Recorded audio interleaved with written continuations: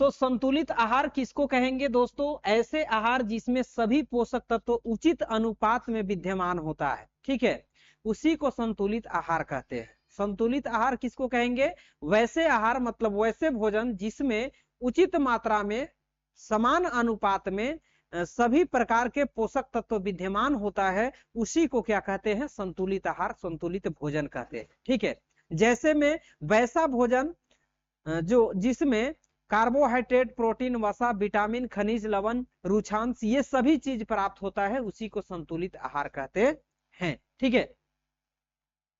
तो यहां पर देख रहे हैं उचित स्तर के शारीरिक व मानसिक स्वास्थ्य की प्राप्ति के लिए संतुलित आहार, ठीक है, यानी कि शरीर को स्वस्थ रखने के लिए, उचित वृद्धि एवं विकास के लिए शरीर को संतुलित भोजन आवश्यक है, ठीक है। यदि संतुलित भोजन उचित मात्रा में हम लोगों को शरीर में मिलता रहे तो हम लोग स्वस्थ रहेंगे और शरीर का वृद्धि विकास भी होता रहेगा, ठीक है। उचित स्तर के शारीरिक व मानसिक स्वास्थ्य की प्राप्ति के लिए संतुलित आहार आवश्यक है। संतुलित आहार प्रत्येक व्यक्ति की आयु, स्वास्थ्य एवं कार्य के अनुसार निर्धारित होता है, ठीक है। मतलब जो संतुलित भोजन होता है उसमें प्रत्येक व्यक्ति की आयु, ठीक है, यानी कि एज, स्वास्थ्य, ठीक है, और कार्य, व्यक्ति जो कार्य करता है उसके अनुरूप जो है निर्धारित होता है कि कितनी मात्रा में संतुलित आहार की आवश्यकता है, ठीक है। अब देखिए प्रतिदिन औसत कैलोरी की आवश्यकता, ठीक है, मतलब प्रतिदिन संतुलित आहार जो होता है वो कैलोरी में कितना जरूरत होता है, ठीक है। आयु वर्ग के हिसाब से देखा जाए तो 10 से 12 वर्ष के जो बच्चे होते हैं, ठीक है, 10 से 12 वर्ष के जो बच्चे होते हैं उनके लिए तकरीबन 2000 कैलोरी प्रतिदिन आवश्यकता होती है संतुलित आहार का, ठीक है।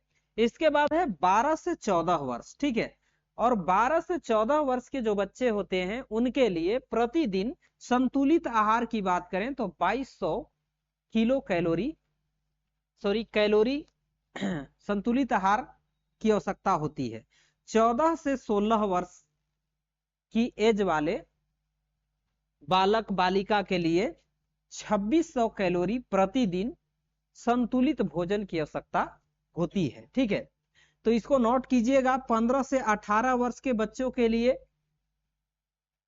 या किशोरियों के लिए, किशोर कहेंगे, ठीक है, आपको ये पता होना चाहिए कि 0 से 5 वर्ष के उम्र जो होता है इसको शैशव अवस्था बोला जाता है, ठीक है, और 5 से लेकर के 8 से 9 वर्ष के बच्चा को क्या बोला जाता है?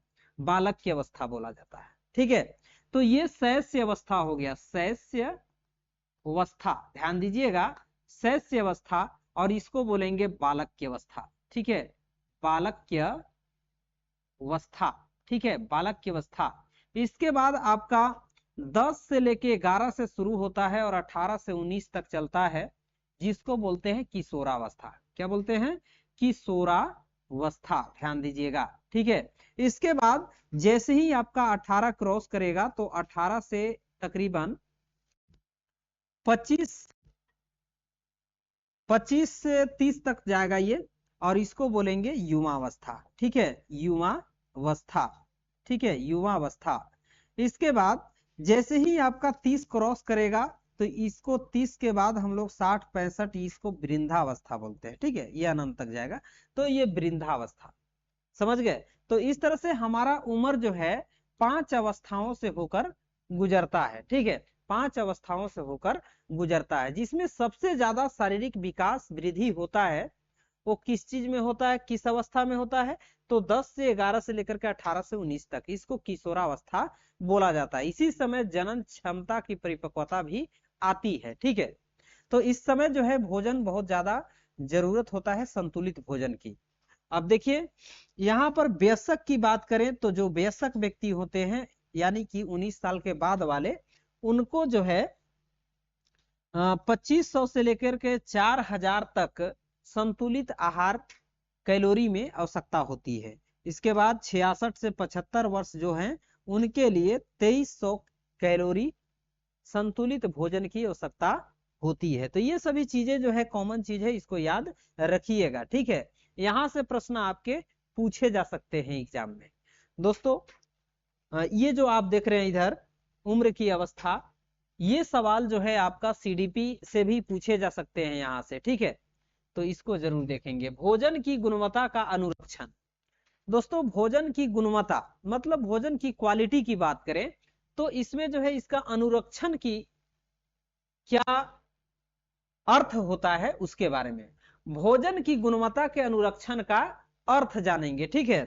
तो भोजन की गुणवत्ता के अनुरक्षण का अर्थ क्या होता है, आइए जानते हैं। इसे संदूषित या खराब होने से बचाना, ठीक है। यहाँ पर भोजन की गुणवत्ता के अनुरक्षण का अर्थ होता है कि भोजन खराब हो रहा है तो उसको खराब होने से और दूषित होने से बचाना, ठीक है। उसी को भोजन की गुणवत्ता का अनुरक्षण कहेंगे, ठीक है। इसके बाद है भोजन की स्वच्छता बनाएं, ठीक है। भोजन की स्वच्छता को बनाएं, रखकर हम खाद्य विषाक्तता से बच सकते हैं। मतलब भोजन जो है उसको दूषित होने से बचाना चाहिए। जैसे ही भोजन हम लोग बनाते हैं उसको किचन में रखते हैं, रसोई घर में रखते हैं, तो उसको ऊपर किसी थाली या प्लेट से ढक करके रखना चाहिए, नहीं तो मक्खी मच्छी उस पर जाकर के बैठ करके उसको दूषित कर देते हैं, या धूल कण बाहर से उड़ करके आता है तो उसके ऊपर बैठ जाता है, जिससे भोजन दूषित हो जाता है। और जब उसी भोजन को हम लोग लेते हैं तो हम लोग के अंदर जो है उसके साथ साथ बैक्टीरिया भी प्रवेश कर जाता है शरीर में, और शरीर को जो है रोगाणुरोधक कर देता है, रोग युक्त कर देता है, मतलब रोग उत्पन्न कर देता है, ठीक है। तो इसलिए भोजन को स्वच्छ रखे। अब देखिए इसके लिए भोजन उत्पादन, प्रबंधन, संरक्षण, वितरण, पकाने एवं परोसने आदि पर सभी क्रियाकलाप से स्वच्छता से किए जाना चाहिए। यानी कि भोजन खा रहे हैं उससे पहले हाथ धोना चाहिए, किसी को भोजन दे रहे हैं तो उससे पहले हाथ धो लेना चाहिए, मतलब अपना स्वच्छता पर विशेष ध्यान रखना चाहिए, ठीक है। इसके बाद है भोजन की सफाई। दोस्तों भोजन की सफाई की बात करें तो मतलब भोजन जो भी संतुलित भोजन है, संतुलित भोजन किसको कहेंगे इसके बारे में हमने डिफिनेशन दिया कि जो भी भोजन है उसमें उचित मात्रा में एक अनुपात में सभी प्रकार के पोषक तत्व विद्यमान हो, उसी को संतुलित भोजन कहेंगे। जैसे में वैसा भोजन जिसमें कार्बोहाइड्रेट, प्रोटीन, वसा, विटामिन, खनिज लवण, रुक्षांश वगैरह ये सभी तमाम पोषक तत्व पाए जाते हैं, उसी को क्या बोला जाता है, संतुलित आहार या संतुलित भोजन बोला जाता है। दोस्तों भोजन की सफाई, भोजन का हमारे स्वास्थ्य से सीधा संबंध है। भोजन का हमारे स्वास्थ्य से सीधा संबंध है। जब सीधा संबंध है तो सोच लीजिए कि जब भोजन हम लोग करते हैं तो अगर हम लोग भोजन साफ और स्वच्छ भोजन नहीं करेंगे तो दूषित भोजन करेंगे तो बैक्टीरिया जो उसके ऊपर रहेगा भोजन के ऊपर वो हमारे शरीर में प्रवेश करेगा तो हमारे शरीर को नुकसान पहुंचाएगा। दोस्तों एक बात और है कि हमारे शरीर के अंदर पहले से ही बैक्टीरिया है, ठीक है। हमारे शरीर के अंदर पहले से ही बैक्टीरिया है, लेकिन जितनी मात्रा में शरीर को चाहिए उतना से ज्यादा मात्रा में जब हो जाता है या कम मात्रा में बैक्टीरिया होता है तब हम लोगों के शरीर में बीमारियां होने लगता है। जैसे खांसी सर्दी जुकाम की बात करें तो इसमें बैक्टीरिया हमारे शरीर में 11,000 बैक्टीरिया होनी चाहिए, और 11,000 से जैसे ही ज्यादा बढ़ेगा तो खांसी सर्दी जुकाम होने लगता है, और उससे कम भी रहेगा तो भी शरीर के लिए नुकसानदेह है, ठीक है। यानी कि शरीर के संतुलन बनाए रखने के लिए जितनी मात्रा में हमें बैक्टीरिया शरीर के अंदर चाहिए उतनी मात्रा में है तो ठीक, और नहीं तो जैसे ही ज्यादा हुआ तो फिर हम लोग जो है शरीर का संतुलन बिगड़ता है, शरीर बीमार पड़ जाता है, हम लोग बीमार पड़ जाते हैं, ठीक है। तो इसीलिए भोजन जो है सबसे पहले अहम है शरीर के लिए, भोजन स्वच्छ करें, ठीक है, और संतुलित भोजन करें। तो भोजन केवल हमारी भूख को संतुष्टि नहीं करता है बल्कि विभिन्न शारीरिक व मानसिक गतिविधियों के लिए पोषक तत्व भी उपलब्ध करा करके हमें स्वस्थ रखने का काम करता है, ठीक है, स्वस्थ रखने का काम करता है। यदि भोजन न हो, ठीक है, जैसे भोजन न हो तो इससे हमें लाभ के बदले हानि हो सकती है, ठीक है। भोजन नहीं मिले तो इससे जो लाभ होने वाला है उन लाभ के जगह पर क्या होगा, हानि होगा। इसलिए भोजन की सफाई पर विशेष ध्यान देने की आवश्यकता पड़ती है, ठीक है। अगर भोजन स्वच्छ ना हो तब जो है, जैसे भोजन से जितना हम लोग को लाभ हो रहा था, स्वच्छ भोजन नहीं करें तो फिर नुकसान होने लगता है। इसलिए भोजन को स्वच्छ रखना विशेष ध्यान देना चाहिए। ठीक है दोस्तों, इसके बाद कई प्रकार के भोज्य पदार्थ हम कच्चे खाते हैं। जी हाँ, कुछ ऐसे पदार्थ, भोज्य पदार्थ हैं जिन्हें हम लोग कच्चे खाते हैं। ठीक है, जबकि अन्य भोज्य पदार्थ हम पकाकर खाते हैं। मतलब कुछ भोजन ऐसे होते हैं जिन्हें कच्चे इस्तेमाल करते हैं खाने के लिए, और कुछ ऐसे भोज्य पदार्थ हैं जिन्हें पकाकर के खाते हैं। तो खाना पकाने के समय भी हमें भोजन की स्वच्छता का ध्यान रखना चाहिए। मतलब जब भोजन हम लोग पकाते हैं तो उस समय भी स्वच्छता की विशेष ध्यान रखनी चाहिए। जैसे हांडी में जब हम लोग चावल सिझाते हैं, तो दोस्तों चावल सिझाने के लिए जो हांडी होता है उसको पहले हम लोग क्या करते हैं, धोते हैं, फ्रेश करते हैं। अगर फ्रेश हांडी नहीं रहेगा और प्रतिदिन एक ही हांडी में भोजन बनाते रहें तो क्या होगा, भोजन दूषित हो जाएगा। और जब उसको हम लोग शरीर के अंदर लेंगे तो क्या हो जाएगा, हम लोगों के शरीर में बैक्टीरिया ज्यादा मात्रा में बढ़ जाएगा और नुकसान पहुंच जाएगा, बीमारी पनपने लगेगा। ठीक है, तो खाद्य पदार्थों को अधिक देर तक पकाने से उसके पोषक तत्व भी नष्ट हो जाते हैं। और ये भी बात है कि भोजन जो है जितना समय में भोजन अच्छे से पक जाए वही बेटर है। नहीं तो ज्यादा देर तक भोजन को पकाएंगे तो भी भोजन के अंदर जो पोषक तत्व है उसका नष्ट होता है, मतलब ह्रास हो जाता है। ठीक है, इसलिए उचित समय तक ही भोजन को पकाना चाहिए। ठीक है अब देखिए खाद्य परीक्षण। दोस्तों खाद्य परीक्षण के बारे में बात करें तो भोजन की सफाई के बाद उसकी गुणवत्ता को अधिक दिनों तक बनाए रखने के लिए भोजन का परीक्षण किया जाता है। ठीक है, यानी कि बोला जा रहा है कि भोजन के परीक्षण की बात करें तो मतलब भोजन की सफाई के बाद, भोजन जब सर सफाई भोजन का हो जाता है तो उसके गुणवत्ता को अधिक दिनों तक बनाए रखने के लिए क्या किया जाता है, उसको संरक्षित किया जाता है। ठीक है, और संरक्षण करने की जो प्रक्रिया है उसको परिरक्षण भी कहा जाता है। ठीक है, ऐसी प्रक्रिया जिसके अंतर्गत भोजन उत्पादों के भौतिक या रासायनिक या दोनों उपायों द्वारा ऐसे रूपों में परिवर्तित किया जाता है जिसके परिणाम स्वरूप उसकी पोषणता लंबे समय तक कायम रहती है और उनका जीवन काल बढ़ा दिया जाता है ताकि वे जल्दी नष्ट ना हो, यानी कि जल्दी भोजन खराब ना हो। ठीक है, इसके बाद है खाद्य परीक्षण के लिए सामान्य दो प्रणालियों का प्रयोग किया जाता है। ठीक है, मतलब बोला जा रहा है कि खाद्य परीक्षण मतलब जो भोजन होता है उसका लंबे समय तक सही रहने के लिए दो प्रणाली अपनाया जाता है। एक प्रणाली है जीवाणु नाशन प्रणाली और दूसरा प्रणाली है जीवाणु निष्क्रिय प्रणाली। ठीक है, जीवाणु निष्क्रिय प्रणाली। तो दोस्तों यहाँ पर जीवाणु निष्क्रिय प्रणाली में क्या होता है कि जीवाणुओं और इसके एंजाइम को कई तरीके जैसे लवणन, शुष्कन, निर्जलीकरण, अचार आदि द्वारा निष्क्रिय कर दिया जाता है। ठीक है, जिससे या नमक के घोल एवं चीनी द्वारा भी खाद्य वस्तुओं को परीक्षण इसी के उदाहरण हैं।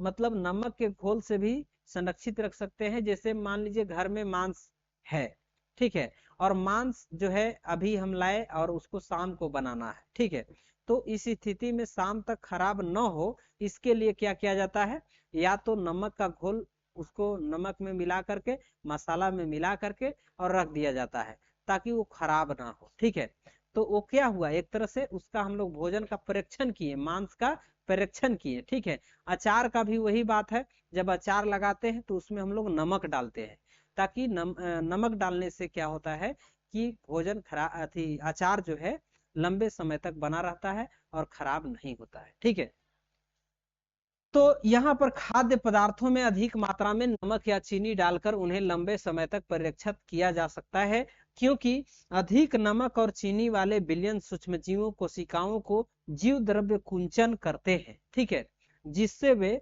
मृत हो जाते हैं, भोजन पर कोई असर नहीं डालते हैं मृत होकर के। ठीक है, अब इसके बाद बोला जा रहा है कि खाद्य पदार्थों में रोग उत्पन्न करने वाले सूक्ष्म जीव, मतलब वैसा जीव जो खाद्य पदार्थ में रोग उत्पन्न करते हैं, जीवाणु व कवक। ठीक है, जीवाणु व कवक आदि के अधिक संख्या में मौजूद होने या फिर खाद्य वस्तुओं में रोगाणुओं द्वारा उत्पन्न विषैले पदार्थों के मौजूद होने के कारण उत्पन्न होने वाले रोगों को खाद्य विषाक्तता कहते हैं। ठीक है, यानी कि खाद्य विषाक्तता किसको कहेंगे? खाद्य विषाक्तता खाद्य वस्तुओं में रोगाणुओं द्वारा उत्पन्न जो विषैले पदार्थों के मौजूद होने के कारण उत्पन्न होने वाला रोग होता है, उसी को खाद्य विषाक्तता कहते हैं। इस समस्या से बचने के लिए भी भोजन की सफाई की आवश्यकता होता है, मतलब भोजन की सफाई की जरूरत होता है। ठीक है, अब देखिए खाद्य परीक्षण में प्रयुक्त मुख्य विधियां निम्न है। खाद्य परीक्षण के लिए प्रयुक्त मुख्य विधियां निम्न है। वो क्या है, एक एक करके हम लोग जानेंगे। ठीक है, तो यहाँ पर आप देख रहे होंगे उच्च ताप उपचार। ठीक है, जिसको हम लोग बोलेंगे हाई टेम्परेचर ट्रीटमेंट। ठीक है मतलब जैसे दूध है, ठीक है, दूध है तो दूध को अगर कच्चा दूध को 24 घंटा के लिए छोड़ दिया जाए तो वो दूध खराब हो जाता है, लेकिन वही दूध को यदि गर्म करके रखा जाए तो वो दूध खराब नहीं होता है। ठीक है, या फिर ठंडा करके रखिए जैसे फ्रिज में। ठीक है, फ्रिज में रखेंगे तो वो कूल हो जाएगा बिल्कुल, जिससे उसके अंदर का जो बैक्टीरिया होगा वो पनप नहीं पाएगा। बैक्टीरिया पनपने का दो ही कारण होता है, जैसे नहीं पनपने देना है तो सामान्य ताप से, या तो बहुत कम ताप पर उसको रखिए, मतलब बहुत ठंडा करके रखिए, और नहीं तो फिर बहुत ज्यादा गर्म करना, मतलब उबाल करके आप रख सकते हैं संरक्षित। ठीक है, ताकि उस पर जो है बैक्टीरिया ना पनपे। तो खाद्य सामग्री को उच्च ताप पर गर्म करने से अधिकांश जीवाणु नष्ट हो जाते हैं, इसीलिए दूध को ज्यादा उबाल करके रखेंगे तो वो 24 घंटा तक आराम से रह जाएगा, उसमें जीवाणु पनपेगा नहीं। ठीक है, अब निम्न ताप उपचार। निम्न ताप उपचार कहने का मतलब कि निम्न ताप पर, मतलब कम ताप पर जीवाणु मृत नहीं होते, मतलब जीवाणु मरते नहीं है, परंतु उनकी उपचयी क्रिया वृद्धि अवरुद्ध हो जाता है। मतलब उपचयी क्रिया जो होता है, मतलब वो क्रिया भोजन के ऊपर नहीं कर पाते हैं, ऐसा बात। ठीक है, रुक जाता है उनका क्रिया। अब देखिए पाश्चुरीकरण। ठीक है, पाश्चुरीकरण के बारे में जानेंगे। देखिए पाश्चुरीकरण क्या होता है कि लुई पास्चर नाम का एक वैज्ञानिक है जिन्होंने सबसे पहले इस विधि का उपयोग किया था। ठीक है, सबसे पहले पाश्चुरीकरण विधि का उपयोग किया था। कौन? लुई पास्चर नामक वैज्ञानिक ने। ठीक है, और निम्न ताप होल्डिंग विधि